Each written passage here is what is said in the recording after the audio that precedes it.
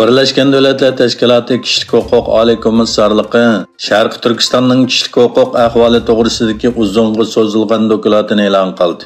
Dokladga asoslanganda Xitoyning Sharq Turkistondagi Uyg'ur va boshqa musulmonlarga qilayotgan zulmlari insoniyatga qarshi jinoyat hisoblanadi. Sharq Turkiston madaniyat va uchur markazining sobiq raisi Abdujalla Qarqash bu haqda bayonot e'lon qilib, mazkur dokladning e'lon qilinishining Xitoy Kommunist hukumatining hamon bir kuni irqiy qirg'inchilik jinoyati uchun hisob beradiganligining bir signali ekanligini o'tirg'a qo'ydi.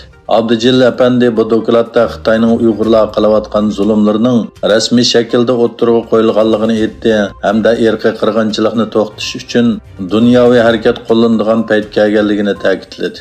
Qarqash bayonotida mundaq dedi: "Men demokratik g'arb dunyosini, musulmon va turk dunyosini, Birlashgan Davlatlar Tashkiloti va boshqa kishilik huquq tashkilotlarini Xitoyning irqiy qirg'inchilikni to'xtatish uchun konkret tadbir qo'llanishiga chaqiraman." 7-iyul partiya rahbarligidan istifa bergan Johnsonning o'rnini elish uchun kurash qilgan Tashqi ishlar ministri Liz Truss bilan sobiq moliya ministri Rishi Sunak o'rtasidagi saylam raqobatida Truss partiya a'zolarining ko'p qismining qo'llashiga erishdi.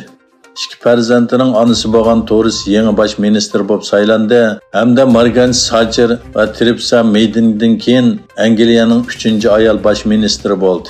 Liz Truss saylam raqobati jarayonida agar hokimiyat beshiga chiqsa, Xitoyning Uyg'urlarga qaratilgan irqiy qirg'inchiligini e'tirof qiladiganligini aytgan edi. Garchi Angliya parlamenti ilgari Uyg'ur qirg'inchiligini e'tirof qilgan bo'lsa-mu, ammo Angliya hukumatı pasif holatda turib, xalqaro sudning bu masalani qaror qilish kerakligini o'tirg'a qo'ygan edi. Kişilik huquqini kuzatish tashkiloti Xitoy doiralarining Tibetning har qaysi joylarida yasli bolalarni o'z ichiga olgan bolalardan ota-onasining ruxsatisiz DNA avrishkisini to'plaganligini o'tirg'a qo'ydi. Kişilik huquq kuzatish tashkiloti e'lon qilgan yangi dokladga qaraganda Xitoy doiralari Tibetdagi barliq kishilardan DNA avrishkisini to'plashga boshlagan. Dokladga asoslanganda kishilarning DNA avrishkisini yig'ishning hech qanday asosi yo'q bo'lib, u butunlay kishilik huquqiga daxl tarz qilganlik bo'ladi. Shundaqla kishilarning DNA avrishkisi bilan ta'minlashni rad qilish huquqining boy yo'qligiga oid hech qanday paket yo'qligi ta'kidlandi.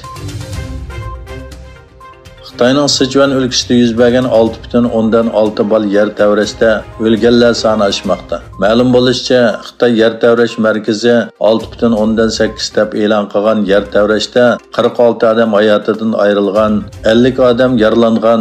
Tavrash markazi 16 kilometr deb xotirlangan. Yer tavrash bu o'lkaning nurg'un shaharlarida his qilingan. Ba'zi binolar va yo'llar vayron bo'lgan. Ukraina bosh ministri Denis Shmygal Bruselda o'tkazilgan Yevropa-Ukraina kengashi yig'inidan keyin Yevropa ittifoqining tashqi munosabat va bexatarlik siyosati yuqori darajalik vakili Josep Borrell bilan birlashma axborot e'lon qildi. Shmygal Ukraina 30 milliard kub metr tabiiy gaz zapasining bir qismini Yevropa ittifoqi davlatlariga avatadi dedi.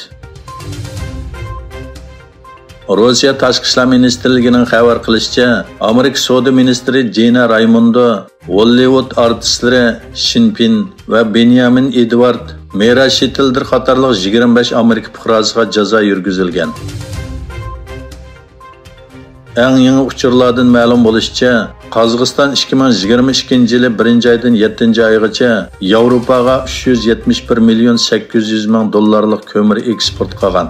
Qozog'iston bu mezgilda oldingi mezgilga selishtirganda bu sohada rekord yaratgan bo'lib, Yevropa davlatlariga jami 6 million 400 ming tonna ko'mir eksport qilgan.